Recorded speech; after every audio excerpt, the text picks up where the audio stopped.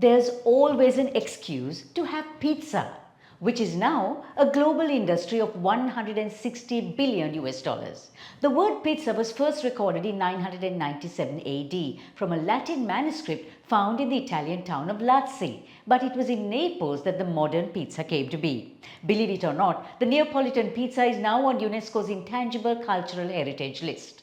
And on World Pizza Day this week, the Mount Lavinia Hotel celebrated in style with London's Gorilla Kitchen's chef Roberto Radoni, who twirled and whirled some authentic handcrafted Italian pizza that lived up to its reputation of being utterly delicious. Welcome to Kaleidoscope, where we are positive, daring, different.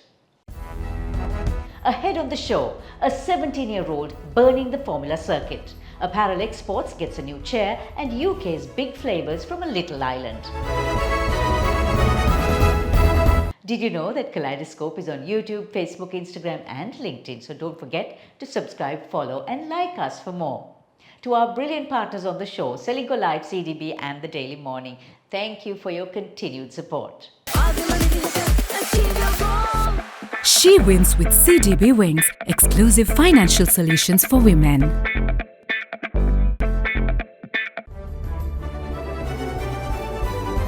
And so we'll look back at the week that was on CDB Snapshot. Sri Lanka's prime lending rate fell below 8% after almost 3 years of stabilization, driven by a reduction in treasury bill yields.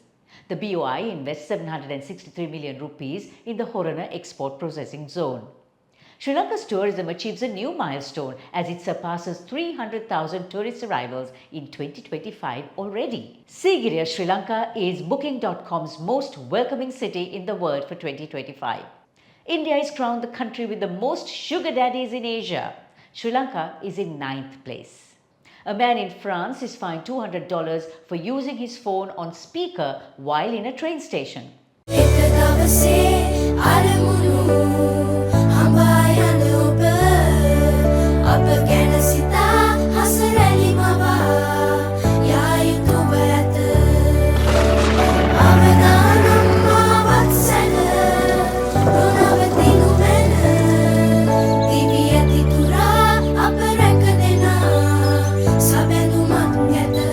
You focus on your goals. We will take care of the risks. Srilanka Life.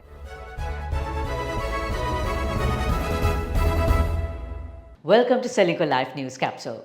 Many of Sri Lanka's regular apparel buyers have been challenged in the last few years with their own economic and social crises. If that's the case, where does Sri Lanka stand? In 2024, Sri Lanka's apparel exports were 4.7 billion US dollars, a 5% growth over 2023, but still behind the 2019 number of 5.3 billion US dollars. So, what's in store for Sri Lanka's apparel exports? Newly appointed chairperson of the Sri Lanka Apparel Exporters Association, Rajitha Jayasuriya, is in the studio today for a frank outlook.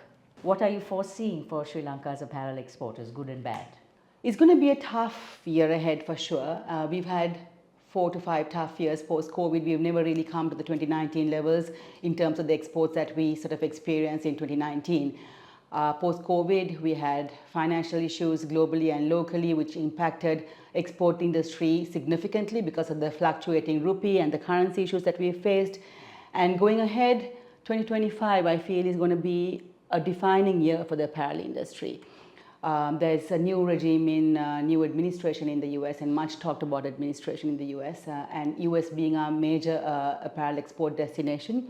The shifting trading policies are obviously going to impact the way that we experience an increase in our export earnings.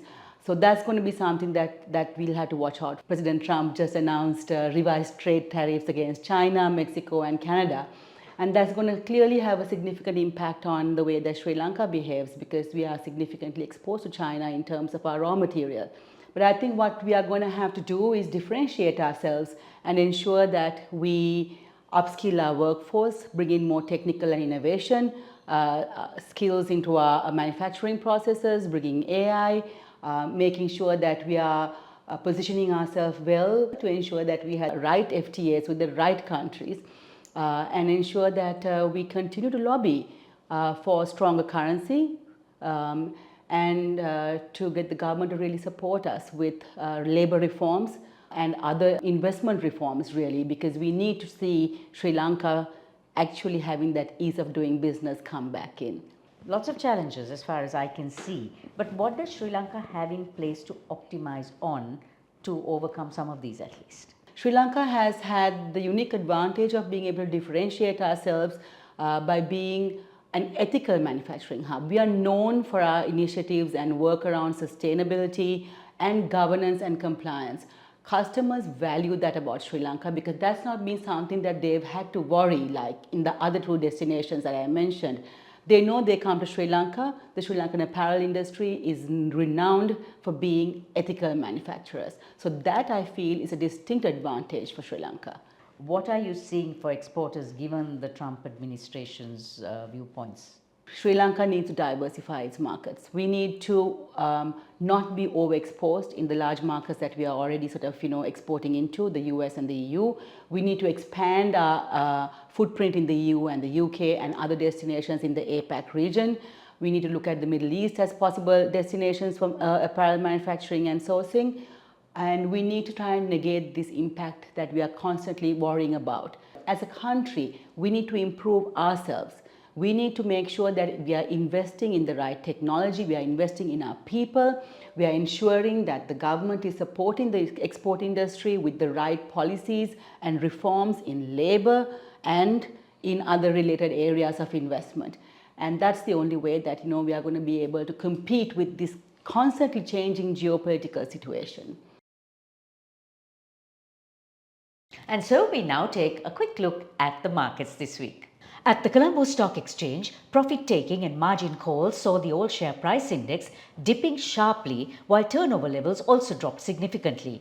Oil prices rose slightly to around $78 per barrel on reports that Russian oil production fell short of quota, fears of more supply disruptions and worries of escalating trade tariffs dampening global economic growth. Gold prices soared to record highs of $2,923 per ounce as investors chose the safe haven asset after US President Donald Trump imposed fresh 25% tariffs on steel and aluminium imports, fueling concerns of inflation and an escalating trade war. The annual Venice Carnival with its dramatic costumes, glitz, glamour and masked parade is on. In a tradition upheld from the Middle Ages, the carnival ends on Shrove Tuesday, the day before Ash Wednesday.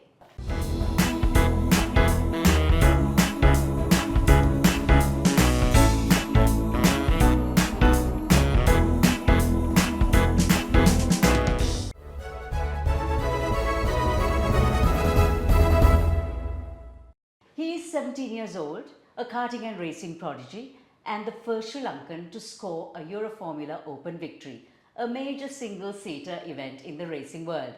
He secured a sensational victory at Monza and clinched multiple podium finishes, earned Sri Lanka's first ever pole position in the FIA Motorsport Games Formula 4 Cup. Given the speed with which he has risen to motorsports history in putting Sri Lanka on the map, we must find out more. Here's Yevan David. Yevan, congratulations on all your wins. What's keeping you busy these days? My season is starting in about a month, so around February and March I'll be heading back to Europe to start training again, and then we'll be racing in April. So Yevan, securing Sri Lanka's first pole position in the FIA Motorsport Games Formula 4 Cup, that's a significant milestone. How did you prepare for it and what has changed after that win? Well, it was definitely an amazing milestone for me. It was the last race of the year of 2024 as well, so to end like that was amazing. 2 years before that, I participated in the Motorsport Games in 2022 in karting, where I got the silver medal. And now coming back in Formula 4 was already a surreal feeling because, stepping up was just incredible. And then on the Saturday morning, I didn't know what to expect. In practice, I wasn't even in the top 5 in terms of timing. But I believed in myself that I could achieve something. I knew I could be quick, and it was raining that morning. I achieved pole position, and after that, I definitely gained a lot of confidence, a lot more self-belief, and was super, super happy with that result. Your win at Monza, what was that like? The ups, the downs, the thrills, any stories behind that we don't know about? Yeah, definitely there's a few stories about that one. So going into that weekend, it was my first race in the Euro Formula car, my first race at Monza as well, and it happened to be raining. In qualifying, I finished second, which was pretty good, and then in the first race, I took the lead and was ahead by like 5 seconds. But then as the conditions changed, as the pressures were changing, I started to lose a lot of speed. And then there was a massive battle towards the end of the race, but ended up winning anyway, so that was very good. And then I achieved another win the next day. So it was an incredible feeling because that was my first win in cars, and at Monza as well in a red car. I couldn't believe it, and you know, my whole family was there for that race as well. So it made it even more special, so I was very, very happy. So, you know, you've always had your parents in the stands cheering for you, and that's been it. But now you have a whole team looking after you. So definitely in a different league. How does that feel? It's very different. Obviously, you have the team, like the engineers and the mechanics behind you. But not only that, I have my manager, my coach, my fitness coach all behind me. So this is a team that has like just started working with me from last year. So to have them behind me as well, I have their trust. It's an incredible feeling. Have you always wanted to represent Sri Lanka? Absolutely. I started racing here in Sri Lanka, so this is my homeland. I've always wanted to represent it. So Sri Lanka is not a motorsport destination. It is a sport that's considered expensive. Do you think this will change? I think it will. You know, the motorsport community is growing huge in Sri Lanka. There's a few tracks now. There's a lot more people getting into racing. Almost everyone I know is watching Formula One now, which is not like that 7 or 8 years ago. So the community is growing. I think there's a potential for there to be more drivers overseas, more drivers trying to take the route to Formula One or race internationally. So definitely I think we can see that in the future. What's next for you, education-wise and also motorsport-wise? What are your goals? In terms of education, I will be finishing my A-levels next year. So obviously full focus into that and achieving as much as I can. In terms of racing, this year I'll be racing at a European F3 level, which will be confirmed very soon. And my goal is obviously to win as many races as possible, to win as many championships as possible on the way to F1 and at F1.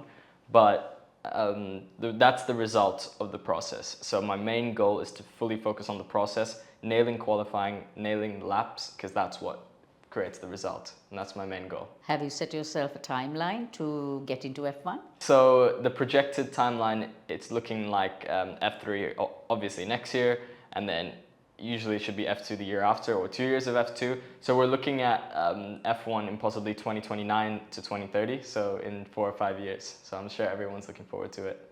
So are we. Rooting for you. Well done, Yevan. Thank you very much.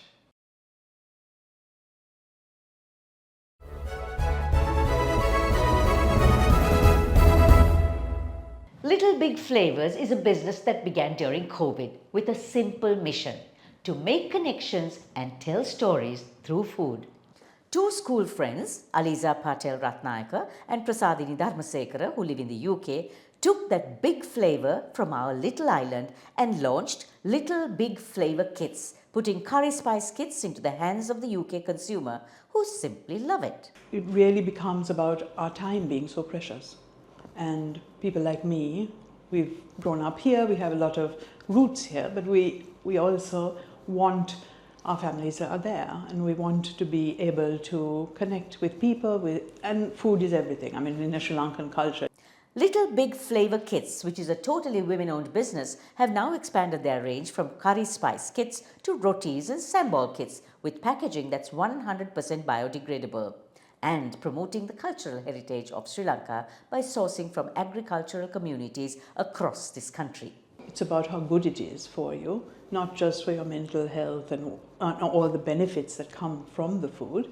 It's also about how it's not processed. We don't add anything, it's pure spice. We make it so that it's convenient and easy to eat a really healthy meal really quickly. And loads of people can see the health benefits of eating a varied diet, and people are adventurous about food. And we try to connect with our children, with the next generation, with my mother-in-law who comes and spends time with us. So it's about that. You know, it's very easy to be put away into a little box because you go to work, you come back, you go to school, you come back. No one's eating at the same time, no one's actually making those connections. And this is about that for me. Get a pizza or two and have a great Valentine's weekend. We will see you next week.